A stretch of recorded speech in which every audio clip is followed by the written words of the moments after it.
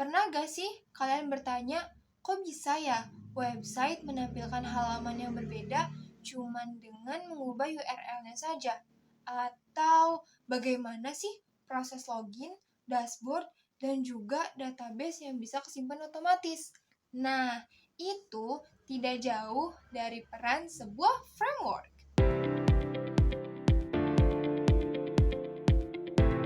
Halo semuanya, perkenalkan nama aku Kibika Wenakazan.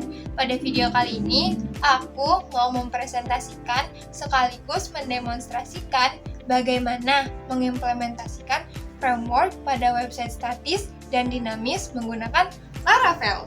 Video ini akan membahas mulai dari konsep dasar framework, struktur folder Laravel, routing, controller, hingga mendemonstrasikan aplikasi sederhana ini.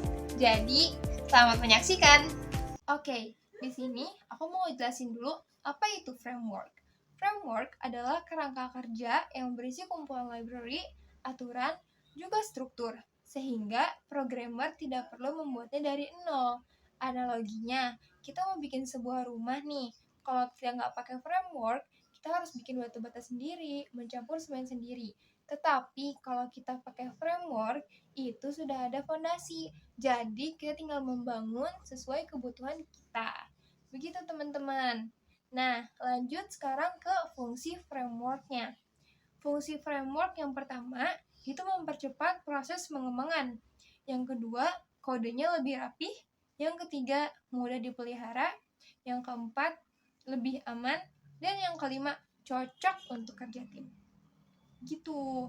Oke, kita lanjut ke contoh framework. Ada Laravel PHP, Kode Igniter, Django, dan juga Express.js. Lanjut ke konsep dasarnya framework. Framework bekerja menggunakan pola MVC. Apa itu MVC? Yaitu model, view, dan juga controller. Nah, model itu berfungsi untuk mengelola data. Contohnya, mengambil data siswa, menyimpan data guru, menghapus data absensi yang berhubungan langsung dengan si database. Ingat ya, model yang berhubungan langsung dengan database. Nah, model ini buat mengatur si data, oke? Yang kedua ada view. View itu menampilkan halaman kepada pengguna. Jadi kayak misalkan pengguna nih buka website, kan ada tuh kayak tampilan itu kayak gimana sih halaman itu tuh? Nah, itu view. Contohnya halaman login, dashboard, daftar produk. Nah, si view ini biasanya berupa HTML dan juga CSS. Nah, view itu tampilan ya. Yang ketiga ada controller, sebagai penghubung antara model dan view. Jadi, model dan view ini bisa bersatu kalau adanya controller. Gak kayak kamu sama dia yang beda perasaan.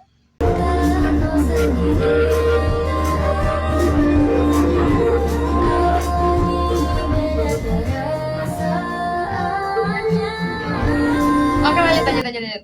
Controller menerima permintaan dari si pengguna, mengambil data dari model, kemudian menampilkan view. Nah, ini penjelasannya. Pengguna mengakses halaman view. Controller menerima request. Controller memanggil model untuk mengambil data. Model memproses data dari database.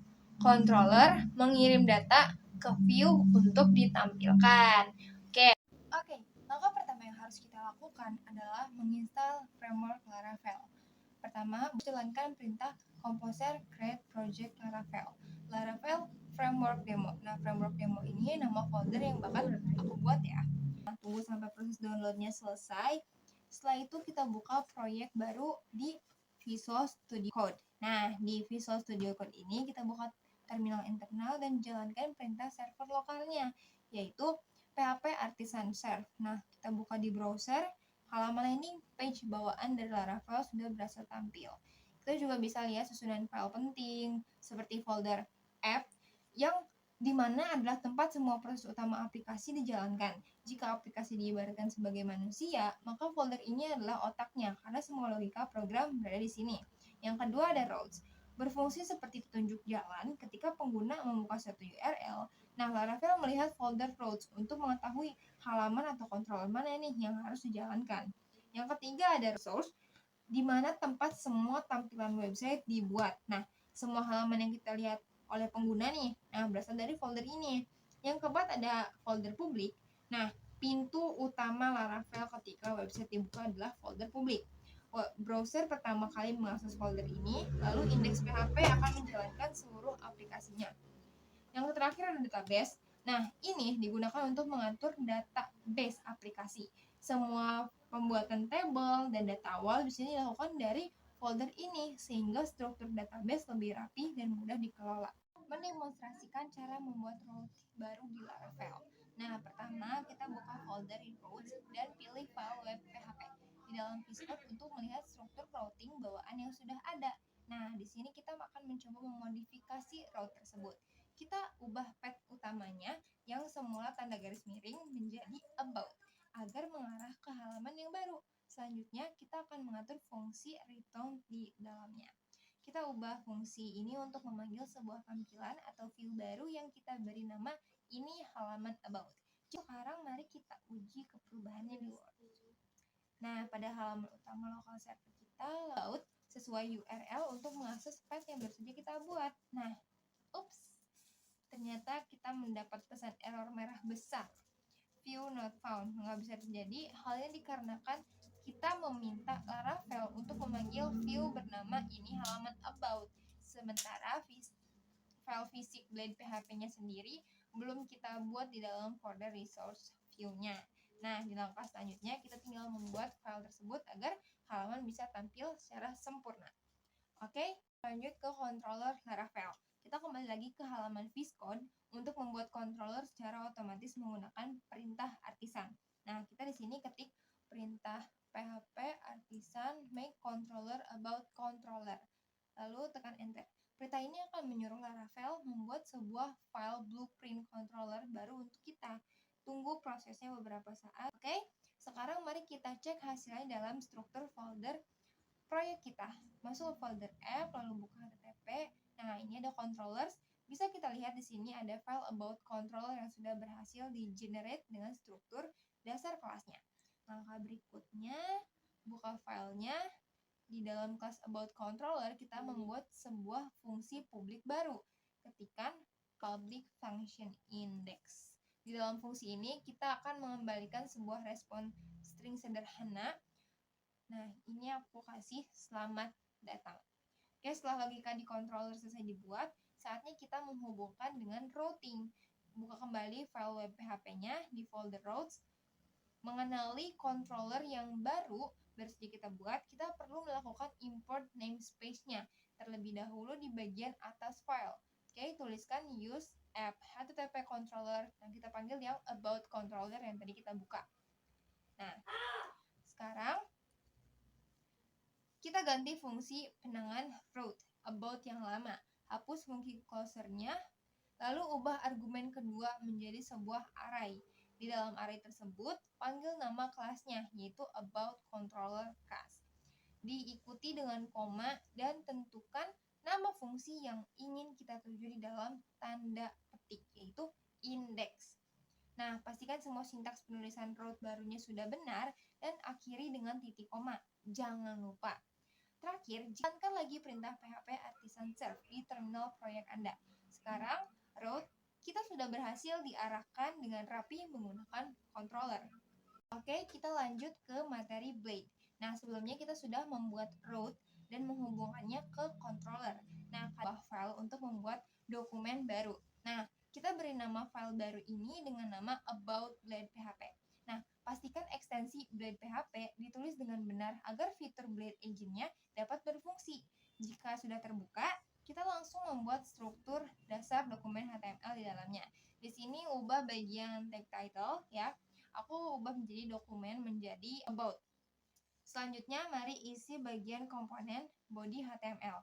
Nah, kita tambahkan sebuah tag judul utama menggunakan elemen H1 dan ketik teks dokumennya di sini. Kita membuat tulisan website PKL. Setelah itu, rapikan susunan tag penutupnya. Oke, tepat di bawah tag judul, kita tambahkan paragraf yaitu dengan perintah P untuk mengisi deskripsi halaman. Misalkan belajar Laravel Framework. Nah, Melalui Blade ini, nanti tampilan web kita nantinya akan menjadi lebih dinamis dan terstruktur. Langkah berikutnya kita perlu memperbarui fungsi di dalam controller agar tidak lagi mengembalikan string mentah tadi, melainkan memanggil play blade yang barusan kita buat. Nah, sekarang kita buka folder F, masuk ke folder HTTP. Nah, ini about controller. Pada bagian fungsi index, ubah fungsi kembalian return yang tadinya teks biasa menjadi fungsi pembantu view Laravel, yaitu review about. Jangan lupa simpan perubahan kode pada kedua file tersebut. Terakhir, mari kita lakukan pengujian di bagian di browser. Oke, sukses memuat judul website PKL beserta deskripsi dari format HTML. Sekarang aku mau nambahin tampilan dari Bootstrap 5. Langkah selanjutnya, mari kita buat folder baru di dalam folder views dengan nama layout. Di dalam folder layout ini, kita buat sebuah file template utama bernama app.blade.php. Setelah file app sudah dibuat, kita generate struktur dasar HTML terlebih dahulu.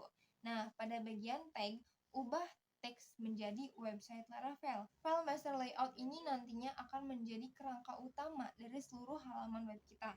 Nah, sekarang kita bagian komponen bodinya. Pertama, kita bakal buat struktur bagian halaman dengan tag header dan isi dengan judul utama H2 ya, biar nggak terlalu besar. Isinya website PKL juga sama. Habis itu, kita aspek terpenting dari sistem layout, tambahkan sintaks yield konten. Perintah ini berfungsi sebagai placeholder dinamis. Tempat konten di halaman lain seperti halaman about atau home akan disisipkan secara otomatis. Nah, terakhir kita coba buka web lagi untuk melihat hasilnya.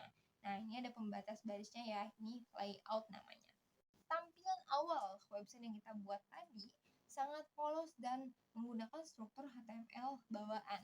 Nah, sekarang kita buka file utama app.blade.php di VS Code untuk mendandani halaman ini agar terlihat jauh lebih profesional. Nah, sekarang kita akan menyisipkan link CDN Bootstrap 5 beserta Bootstrap icon di dalam tag head yang sudah saya siapkan agar tampilannya unik dan juga elegan. Kita menambahkan Google Font serta mendeklarasikan beberapa variabel warna.